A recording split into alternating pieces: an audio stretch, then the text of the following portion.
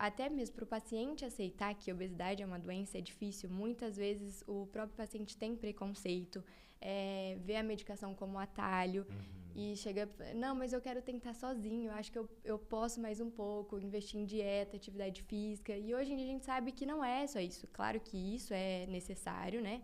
É fundamental, mas existe toda uma alteração neuroendocrinológica envolvida no transtorno, né? Seja muito bem-vindo a mais um episódio do Além do Jaleco podcast. E hoje temos mais uma grande convidada, a doutora Maria Eduarda.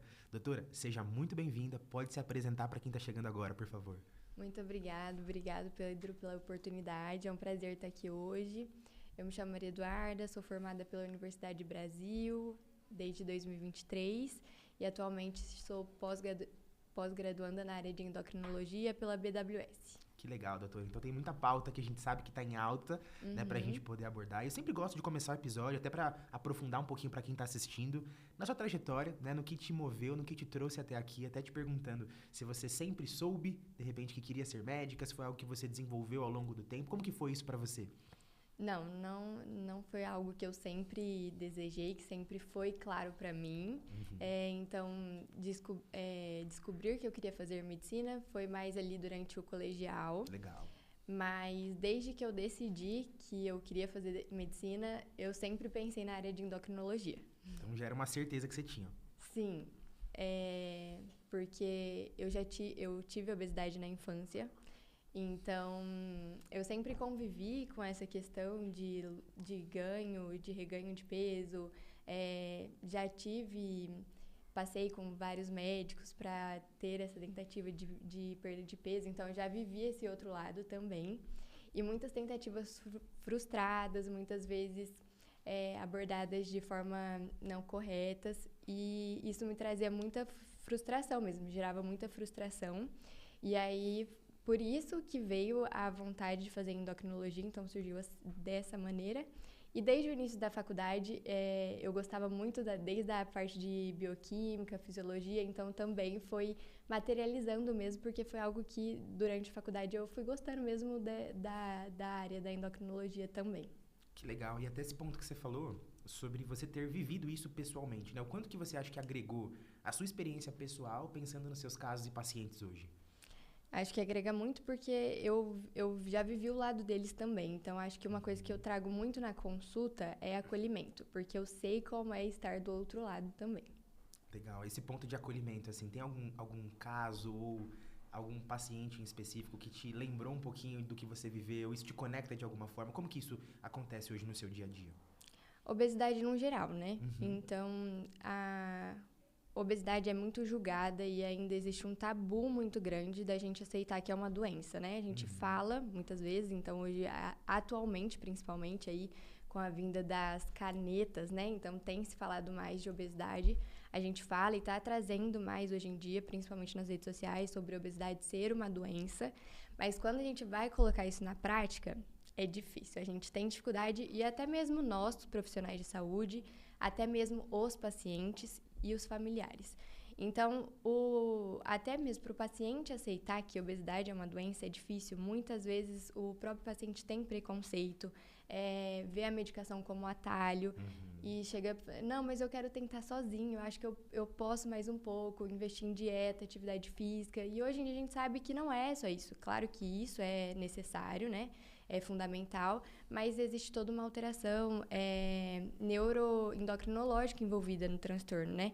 Então, fazer esse acolhimento e fazer ele mesmo entender que isso é uma doença e que merece tratamento, a família, quando entende isso e apoia o tratamento, também faz muita diferença. Então, nesse ponto mesmo de acolher e mostrar que é uma doença que merece tratamento, que não é por culpa dele.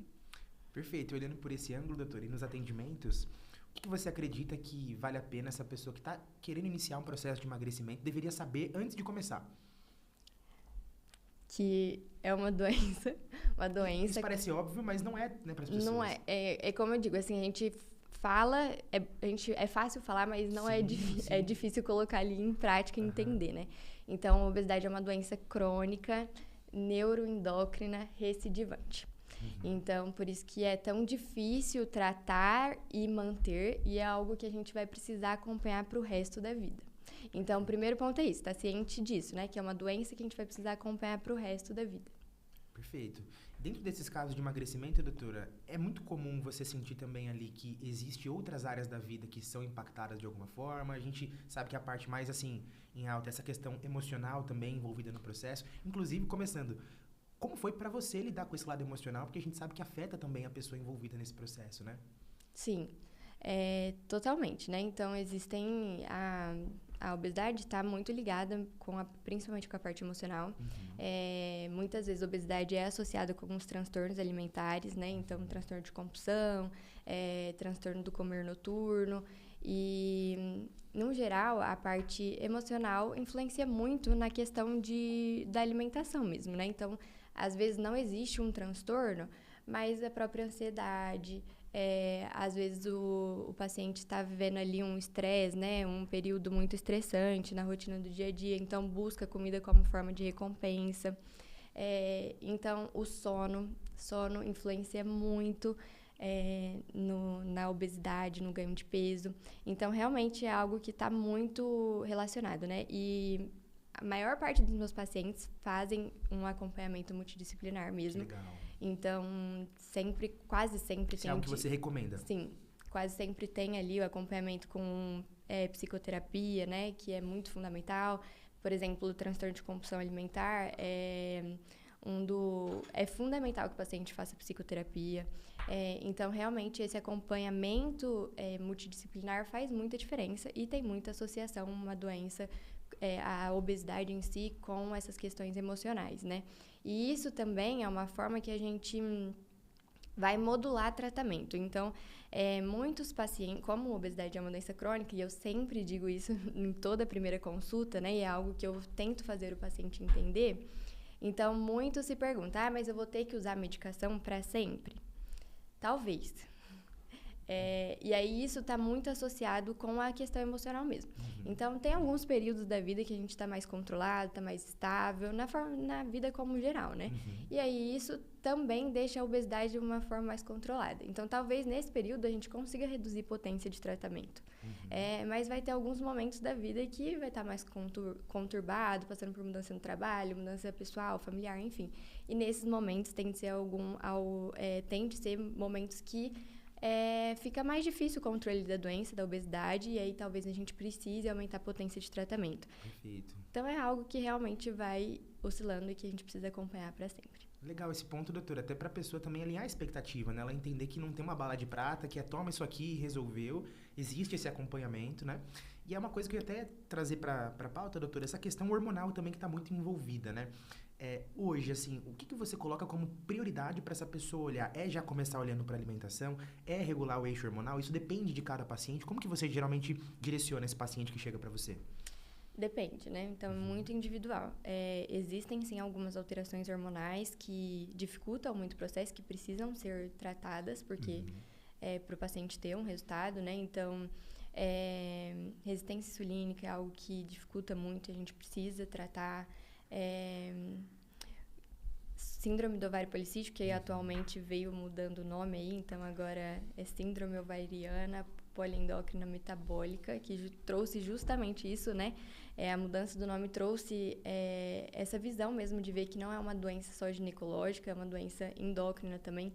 Então, quem tem SOMP tem uma resistência insulínica muito maior, uma dificuldade de perda de peso.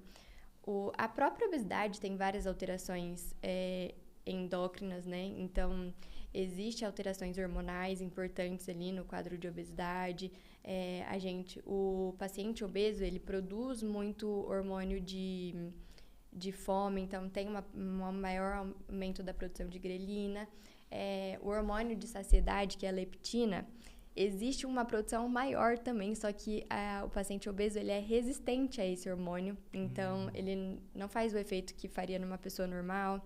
O próprio GLP-1, que hoje em dia é muito falado por conta das canetas, então o GLP-1 é produzido ali no intestino e manda um sinal de saciedade para o cérebro. O paciente obeso também tem resistência a esse sinal, então realmente existe toda uma alteração hormonal.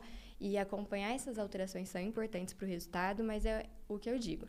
atividade física e alimentação são fundamentais. Então, independente do paciente, isso é fundamental. Então, isso é a recomendação universal. Vai depender ali do paciente, conforme o paciente, claro, que vai ter uma dieta planejada, uma atividade física recomendada para aquele paciente, mas isso, num geral, é recomendação universal, né? Todo mundo deveria fazer. Perfeito, doutora. E pensando até em perfil de paciente, você sente de alguma forma que tem alguma alteração quando o assunto é saúde da mulher, essa questão hormonal? Tende a afetar mais, a afetar menos? Qual que é a maior diferença entre o tratamento para um homem e para uma mulher? Sim. Ali no período da perimenopausa, da menopausa, é onde a mulher começa a ter mais uma alteração hormonal, né? E que realmente traz muitas queixas para a mulher. O diagnóstico, ele é clínico mesmo, então, através dos sintomas, né? Então, ali aqueles fogaches são muito relatados, calorões, uma alteração emocional muito importante, uma dificuldade no sono. Então, realmente tem uma insônia, mas mais na fase de manutenção. O paciente tem dificuldade de manter esse sono durante a noite.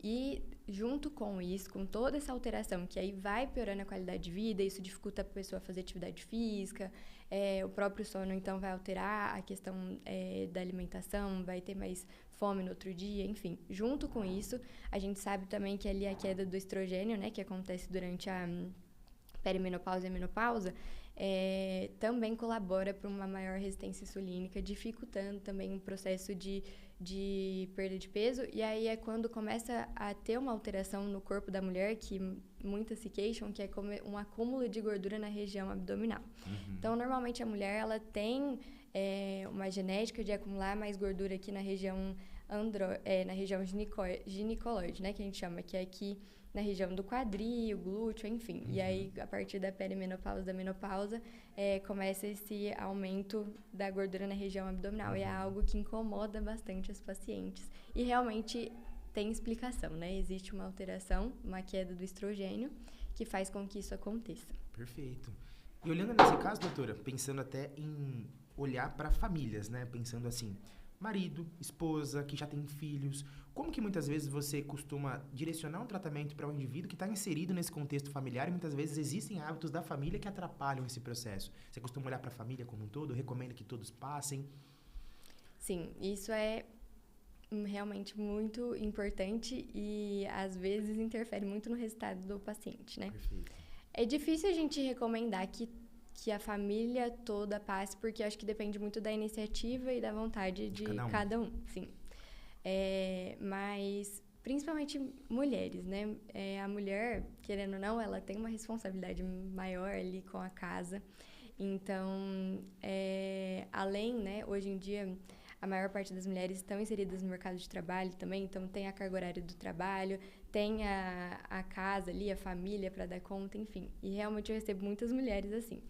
E eu sempre digo, cuidar da saúde é uma prioridade. Às vezes a gente vai deixando de lado e não coloca tudo como prioridade, menos isso, né? E muitas mulheres se sentem até culpadas de cuidar da saúde, de ter esse tempo e pensam, tipo, mas eu vou deixar ali de fazer, sei lá, de guardar a roupa que eu deixei no varal, e não sei, e coisas do dia a dia mesmo. E se coloca até num lugar de egoísmo, como se isso fosse um egoísmo mesmo, de estar deixando ali de cuidar da família. E não é isso, né? Eu trago isso para elas. Eu trago cuidar de você, querendo ou não, uma forma que você tá cuidando da sua família também, porque você precisa estar bem para cuidar da sua família, né? Então, você ter saúde é o que mais vai trazer benefício para sua família. Você ser uma idosa funcional lá na frente, não ter nenhuma comorbidade importante, isso vai fazer com que seus filhos, por exemplo, tenham uma qualidade de vida muito melhor. Então, não veja isso como egoísmo, veja isso também como cuidado da família, porque cuidar de você também é uma forma de você cuidar da família. Lá na frente você tá bem, vai tirar vários problemas da sua família, né? Então, olhar por esse ponto também é importante. E fazer por você mesmo, porque quando você fica depositando a responsabilidade no outro, isso também é um ponto importante, né? Então, pra gente se cuidar, depende só de nós mesmos, no geral, né? Então, ficar dependendo e depositando a culpa no outro também é um erro e é uma desculpa pra gente não sair ali do lugar, né? Então, não tenho companhia pra fazer a atividade hoje. Eu sei que é mais difícil. mas faça, só depende de você, né? Então, isso também é algo que a gente precisa entender, que depende só de nós e é o start mesmo ali de decidir começar e mudar. Perfeito, doutora. E olhando até para um ponto, né, que está muito em alta, que é a questão de automedicação. Como que chega paciente para você que passou por esse processo e agora quer que você salve, faça um milagre? Como que é essa questão de orientação para quem está nesse lugar? Sim, bastante. Então, principalmente agora, eu odeio esse termo, né? Canetas emagrecedoras, mas é o que o público normalmente conhece, o público leigo, né? Mas é um tratamento sério, né? Um tratamento para obesidade. Uhum. Então, principalmente agora, né? Com isso bombando aí e muitas medicações vindo de forma contrabandeada, sim, né? Sem regulamentação. Então, sim, é um problema hoje isso, né? Muitos pacientes fazendo uso por conta e realmente daí depois procuram um médico para tentar dar um jeito ali na situação. Resolve a minha vida e você tem uma semana para resolver o que eu fiz errado por muito tempo, né? Sim, sim. E hoje em dia virou mesmo uma epidemia isso, né? Porque o paciente ali que ele tá tratando por conta, ele não sabe como ajustar a dose, não sabe avaliar os próprios exames, né? Então, realmente é um tratamento perdido, porque não vai ter um bom resultado. Você pode ali perder peso na balança, mas muitas vezes de forma ruim, perdendo muita massa magra, né? Não vai ter ali um controle depois dessa manutenção. Muitas vezes a medicação é muito boa, mas muitas vezes a gente precisa associar outros medicamentos para conseguir tratar ali aquela obesidade, né? Então, realmente, dá um tiro no escuro, né? Você pode ter até um resultado ali rápido, mas muito dificilmente vai ter a manutenção dessa perda de peso, vai emagrecer com qualidade, vai preservar a massa muscular. Então, realmente, é algo que é um tiro no escuro mesmo. Perfeito. A gente sabe também, doutora, que tem muito aquela questão de flacidez, que pode levar até uma sarcopenia de alguma forma. Isso chega para você bastante hoje? É algo que ainda está muito na ideia? Porque todo mundo fala que com esse uso recreativo das canetas é uma consequência. Isso já chegou para você a nível de pacientes? Não, eu nunca peguei um caso de chegar a ter sarcopenia por uso das canetas, né? Mas realmente é uma coisa que hoje em dia a gente se preocupa bastante no consultório. Então, quando a gente faz o acompanhamento, a gente sempre vai olhar esse lado da questão de preservação de massa muscular. E uma coisa que eu uso bastante no meu consultório hoje em dia é o dinamômetro, que é um teste de preensão palmar, que ajuda a gente a avaliar a funcionalidade desse músculo. Porque mais do que a gente manter a massa muscular ali na bioimpedância, na DEXA, que é outro exame que a gente faz para avaliação corporal, é a gente avaliar a funcionalidade desse músculo. Perfeito. Porque recentemente porque muitas pessoas que fazem uso da medicação têm medo dessa questão da perda de massa muscular. Realmente é algo que a gente precisa se preocupar, então ali a gente vai recomendar a ingesta de proteína adequada, atividade resistida, de força, né? Então isso é fundamental. Mas muitas vezes também cria-se um medo até excessivo em relação a essa questão de perda de massa muscular, né? Que, meu Deus, vai usar ali a medicação e vai ter muita perda de massa muscular. E se a gente fizer o acompanhamento certinho, a gente vê que não é isso que acontece, né? Os exames que a gente usa para avaliação de composição corporal, que é a bioimpedância, o ADEXA, adipômetro, eles não conseguem avaliar muito a quantidade, quantificar, na verdade, né? Quantificar totalmente essa questão de massa muscular. Então, a gente sabe que a obesidade tem também uma condição que a gente chama de mioesteatose, que é como se fosse uma gordura infiltrada ali mesmo na parte da musculatura, como se fosse o vadio do boi. Acontece aquilo lá mesmo com o nosso músculo. E quando a gente vai perdendo essa gordura entre as fibras, esses exames que a gente faz ali na rotina não consegue discriminar isso. Então, essa perda de gordura aparece ali no exame como uma perda de massa muscular mesmo. E, na verdade, não é, né? Então, por isso que, às vezes, a gente vai fazendo a bioimpedância ali, vai vendo uma perda de massa muscular, que às vezes dá uma assustada. Mas, quando a gente faz o teste de preensão palmar, com o dinamômetro, a gente vê que vai aumentando a força desse paciente. Então, vai melhorando a funcionalidade desse músculo. Porque essa mioesteatose, ela é inflamatória mesmo para o músculo. Então, vai deixando um músculo sem funcionalidade. E então, mais do que a quantidade de massa muscular, a gente acompanhar também a funcionalidade desse músculo. E aí, agora, um estudo recente com com uma medicação que ainda vai vir, que é a CagriSema, eles fizeram um controle dessa massa muscular através de ressonância magnética. É claro que é um exame que é nível de estudo, né? A gente não vai ficar fazendo ressonância magnética para avaliar a composição corporal do paciente ali no dia a dia. Mas esse estudo trouxe que a perda de massa muscular em uso dessa medicação, que é também um análogo de LP1 ali, ele é muito menor do que a gente acha. Então, ali no estudo mostrou uma média de 9 quilos de massa de gordura para 1 quilo de massa muscular. E que muito mais, que a perda é muito mais dessa mioesteatose mesmo, dessa gordura que fica ali entre a musculatura. Então, sim, precisa de um acompanhamento, né? A gente precisa ali adequar nível, quantidade de proteína, atividade física resistida, né? Precisa de um acompanhamento, mas o medo excessivo também não precisa ter, porque hoje em dia a gente sabe que existe essa condição e que a perda de massa muscular não é tão importante como a gente achava que era antes. Perfeito, doutora. A gente percebeu, inclusive aqui nos comentários, né, que existem muitas mulheres que têm dúvida, até não só na fase de climatério e menopausa, mas também como chegar bem nessa fase, né? Sabendo desse processo de emagrecimento, como que essa mulher pode se preparar sabendo que ela precisa também olhar para o estilo de vida dela e não encarar que é um tiro curto, agora eu emagreci? Como que você costuma trazer a rotina junto com o estilo de vida para realmente aquilo não ser um resultado isolado e virar realmente algo duradouro para essa paciente? Sim. Então, isso é fundamental, né? Atividade física e alimentação, gente, é recomendação para todo mundo. Todo mundo deveria fazer isso. E realmente é uma prescrição, né? Não é assim, não, é uma prescrição, precisa fazer. Então, principalmente treino de força, musculação é o que... E a pergunta, até quando? Para sempre. Para sempre. O que o paciente mais odeia é musculação, mas pelo menos 3 treinos de força na semana precisa ter, porque isso vai... E aí eu sempre trago isso, sempre tento mostrar o lado da funcionalidade mesmo, porque a estética ali é gostoso ali no momento, então quando a gente começa a ter uma melhora da estética, é legal, a gente se sente bem e tudo mais, mas isso não motiva a longo prazo. Então eu sempre tento trazer a questão da funcionalidade lá na frente mesmo. Ser uma idosa funcional, não precisar de barra de apoio para usar o vaso sanitário, não precisar sentar na cama para trocar de roupa, não conseguir brincar com os netos, conseguir andar 3, 4 quarteirões, ir no mercadinho fazer uma compra e trazer, porque isso hoje é muito longe da nossa realidade, mas é comum acontecer, tá, gente? Então ali na fase mais avançada ali, com o paciente mais idoso, isso é bem comum acontecer. E aí isso vai gerando várias outras coisas, né? Então vai gerando uma depressão no idoso, porque ele vai se sentindo mais inválido. Autoestima vai embora, né? Autoestima. Junto com a depressão, daí aumenta o risco de demência.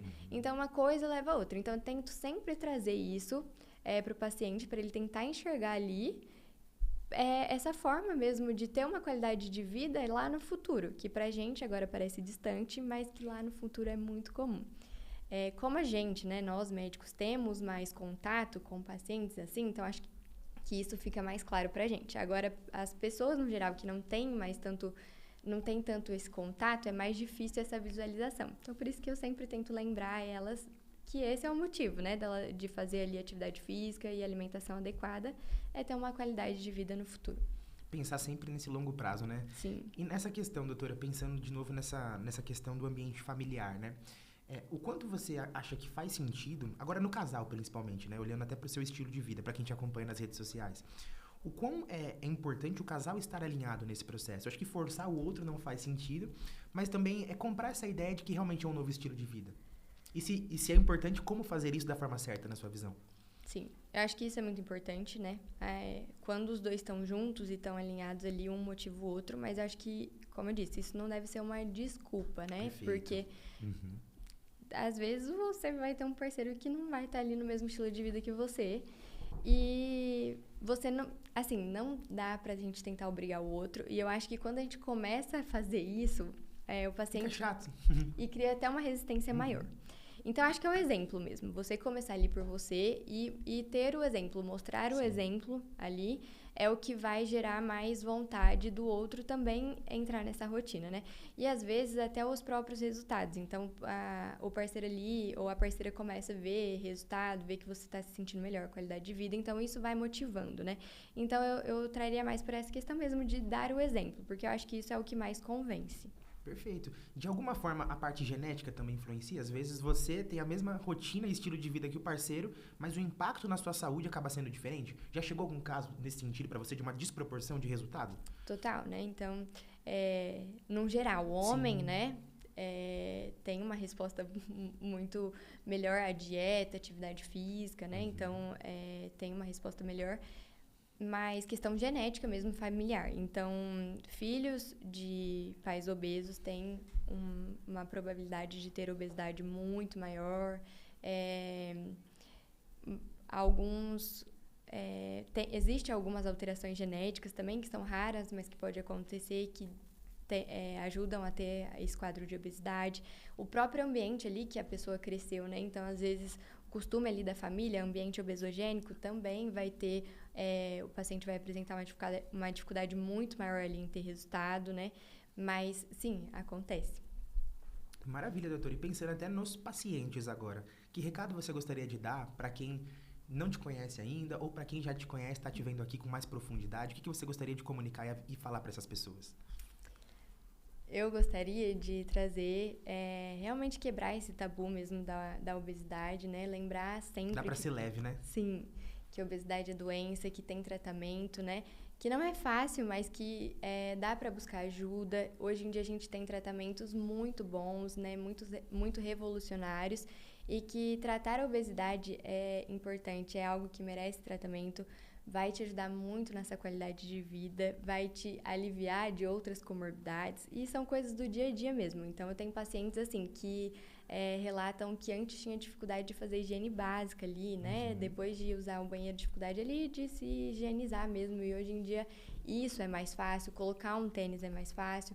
Então, tudo isso são coisas do dia a dia que faz muita diferença. Então, busquem tratamento, gente. Quanto antes, mais fácil, melhora a qualidade de vida, mais anos de vida, então busquem tratamento. Perfeito. E aí, pensando, doutor, em quem quer te encontrar, como essa pessoa pode ter o seu acompanhamento, onde ela te encontra? Conta para quem está assistindo a gente.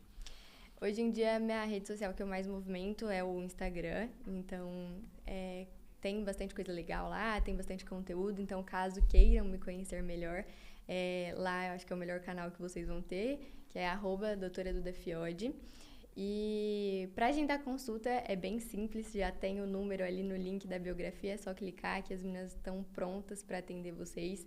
E é bem fácil de agendar a consulta e vai ser um prazer recebê-los no meu consultório. E até uma dúvida que a galera pode ter, doutora, você atende online? Como que é o seu acompanhamento? É só presencial? Onde é? Só para as pessoas também que tiverem vontade ou tiverem na região te procurarem. Eu atendo online, sim. Então, hoje em dia atendo online e meu consultório fica em Sorocaba. Então, online e presencialmente em Sorocaba. Maravilha, doutora. Eu quero te agradecer, tá, pela presença. Espero que você tenha gostado desse bate-papo. E aproveitando, né, pode deixar uma mensagem final para quem assistiu esse episódio, conseguiu ter mais profundidade e quer realmente mudar esse estilo de vida. Eu que agradeço, foi um prazer estar aqui hoje. O que eu deixo de mensagem final é que muito mais do que viver é viver bem. Então, é essa mensagem que eu tenho para vocês, gente. Qualidade de vida muda tudo. E eu espero que esse podcast tenha sido um start mesmo para vocês mudarem, procurarem ajuda para ser melhor e envelhecerem de forma melhor. Maravilha. Muito obrigado, doutora. Te vejo no próximo episódio.